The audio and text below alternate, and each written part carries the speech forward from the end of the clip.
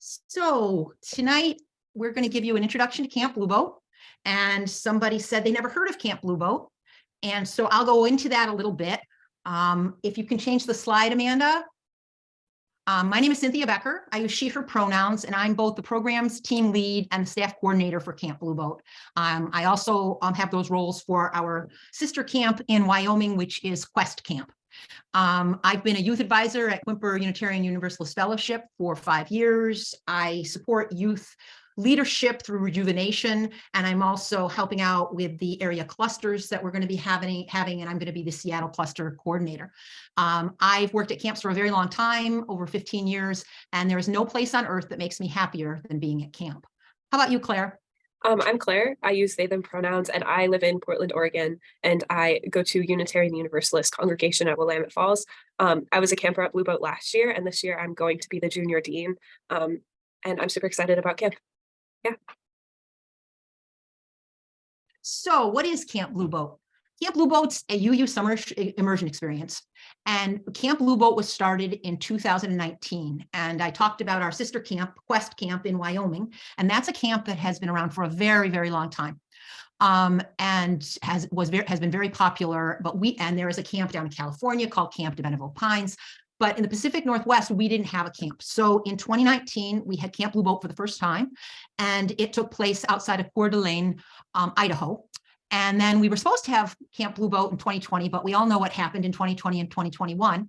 So in 2022, we started up again. So 2023 will be our 3rd year as a camp. And if you have youth in your life who are either going to be in 6th grade this fall, all the way up through seniors who are graduating this year, you have youth who can come to Camp Blue Boat. And our theme this summer is putting love at the center, living our values. And our real big focus this summer is going to be on building community and on having fun. In the past, we've gotten into some things that were a little bit deep and intense, and we're going to try to keep it light and fun this summer. So when is camp? It starts on Sunday, July 16th in the afternoon, and it ends on Friday, July 21st. Where is it held? It's held at Lazy F Camp and Retreat Facility outside of Ellensburg, Washington. That's about 2 hours from Seattle, straight down I-95. It is an absolutely gorgeous site. You can see the creek over there on the right. Wonderful facilities, and we were very happy there last summer. So when you're looking at what options you have for getting to camp, there will be a camp bus that will make 3 or 4 stops in the Western Washington area, and then we'll come out to camp. But there will also be carpools from some home congregations, and then we have parents who like to drive out to camp and see what we're all about. Campers eat in the dining hall. That's the dining hall, that gray and wood building there. It's a really new dining hall, absolutely gorgeous. Those garage doors that you see there open up. And so we're able to sit inside, but be outside, which is very important in these COVID times. You can also see on the right-hand side, there are a bunch of picnic tables outside. So campers have the choice of eating inside or outside. And one of the things that I just wanted to mention is our team works with the Lazy F kitchen staff to make sure all dietary needs are met. So if someone has allergies, or they're vegan, or they're vegetarian, or there are other dietary issues, we ask that question when you register, and we pay attention to that answer, and we will make sure that each camper's needs are met in regards to meals.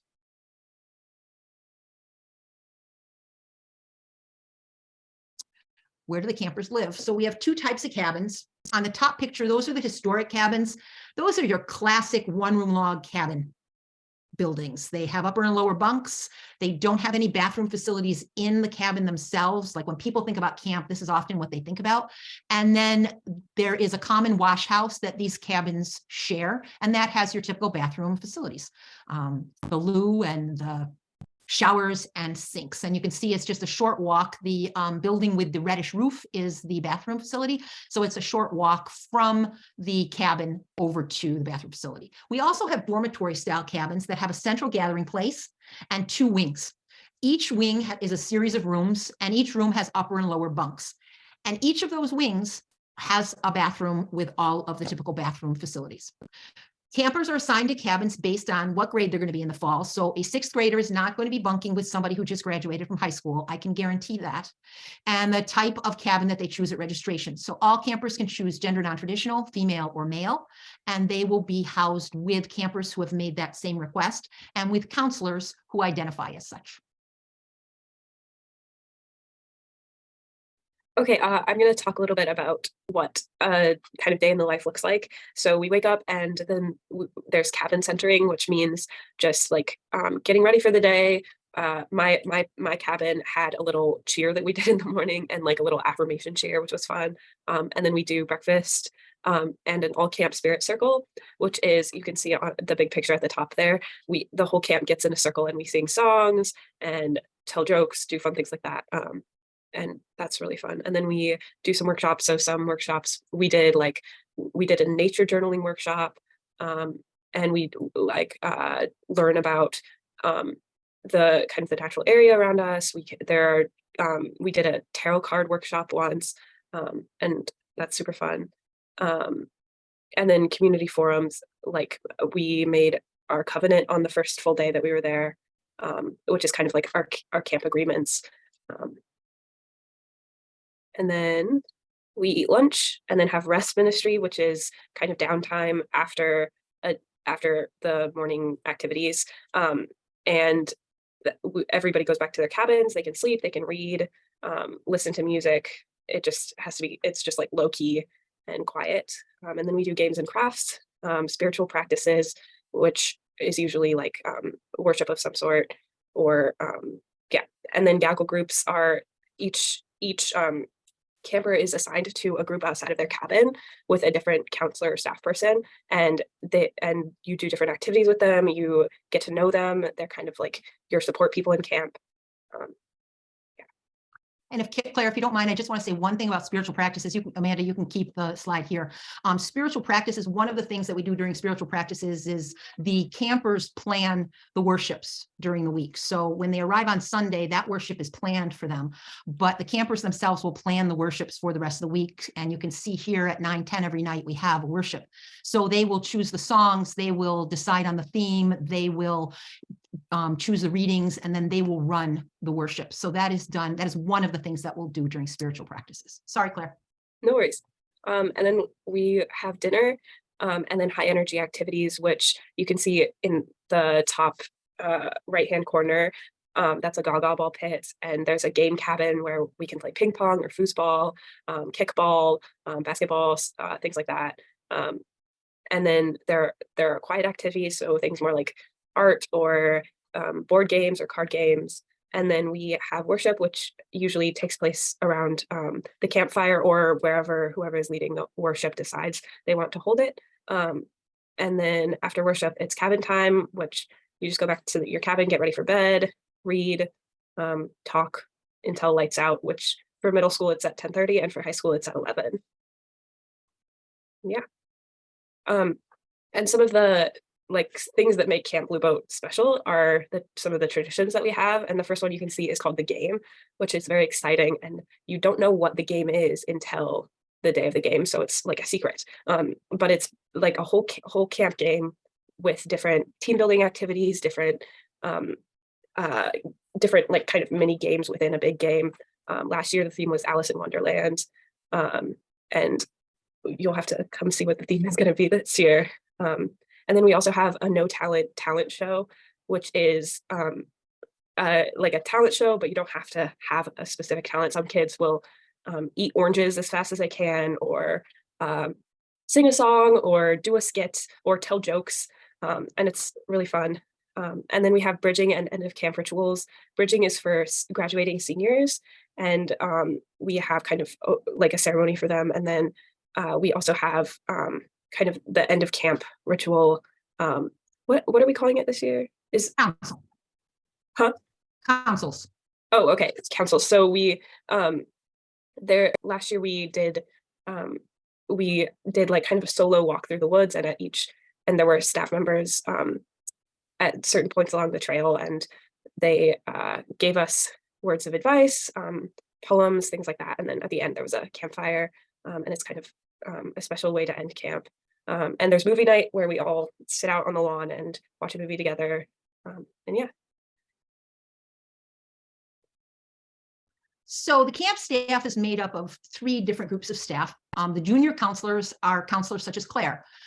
They are campers. They were campers last year. All of our junior staff this year, they were campers last year, and they exhibited strong leadership capabilities as campers.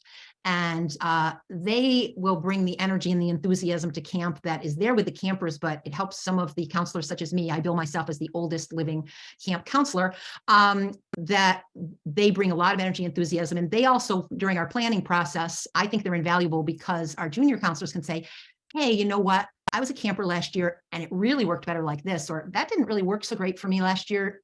Have you thought about maybe doing it like this? So they are involved in the planning process and are integral to that planning process and to camp. We also have senior counselors who are emerging adults. Emerging adults have graduated from high school, and many of them are former campers. And then we have some older adults who have experience working with the youth.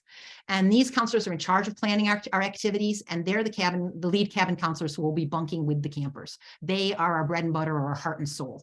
And then our leadership staff consists of UU professionals for the most part, who lead our different content teams: logistics, community, spirit, programs, and pastoral care.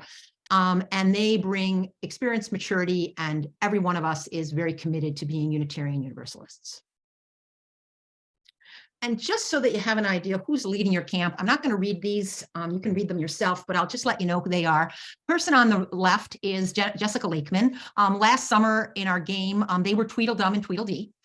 Jessica is our camping ministries director. She is a director of lifespan faith formation in Colorado, and she's been at UU camps for over a decade. And Amanda Radak is on the right-hand side, and she's our logistics team lead, and she's been the youth advisor at Saltwater for 17 years. She's was also integral to planning PWR cons in the past, and she's the events and communications coordinator for the UUA. So right there, you can see the kind of breadth that we have. Amanda Mack is our middle school lead. She's the youth ministries coordinator at University Unitarian in Seattle. And one of the things I'm very excited about is that Amanda is a yoga teacher and wants to bring yoga to camp. So I'm super excited about that.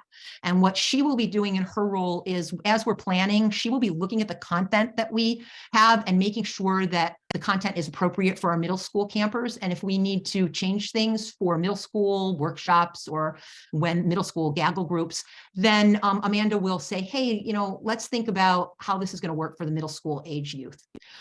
Jen Simon is our community team lead, and she's the community minister for the Mountaintop, which is the BIPOC community, which is part of Boulder Valley UU. And she also serves on Colorado UU for Justice. Jen was on staff last summer. And so she will be doing things.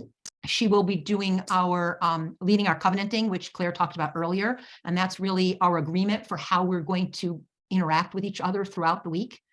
And everyone agrees that those are the things that we are going to adhere to for the week. Jen will also be leading us in a service project or two during the week. We often do service projects for the camp. And then there will also probably be some identity work or caucusing. Aria Curtis is our spirit team lead, and she's the director of family ministry at University Unitarian in Seattle. And she also worked at Bellingham Unitarian Fellowship. And she is going to be leading the spirit team, and that's the group that will be working on worship and will be working on coming up with our spiritual practices. As Claire mentioned earlier, we did tarot cards last year. It might be a nature meditation. It could be journaling. So that Aria and her team will determine what we'll be doing for our spiritual practices. And then we also have two chaplains. Reverend Justin Almeida is an ordained minister, and he is a hospital chaplain, but he leaves that behind for a week in the summer and he joins us. Justin is very, very involved with UU Youth, and we are blessed to have him with us. And so he will be at camp, as will Olivia Hall, who is joining us from Vancouver, BC, where she is in charge of the youth group there. And they have a degree in music, and I'm very much looking forward to them doing some song leading. And what the chaplain's role is at camp is, you're away from home. Some people are away from home for the first time. We can be dealing with emotions when we're at camp, and we have chaplains who are there for the youth and the staff to go to if they need to talk to someone. We also have a senior pastoral care counselor who is available to talk to the youth as well. That person has been trained in what we used to call chaplain training, but now call pastoral care training. And that person is a little bit younger in their early 20s. So they work together to support the youth throughout the week. And then there's me. And the reason I look like that is because I was the white rabbit last year in the game, Alice in Wonderland. So that pretty much wraps up our intro to Camp Blue Boat, and we're hoping that y'all are going to have some questions.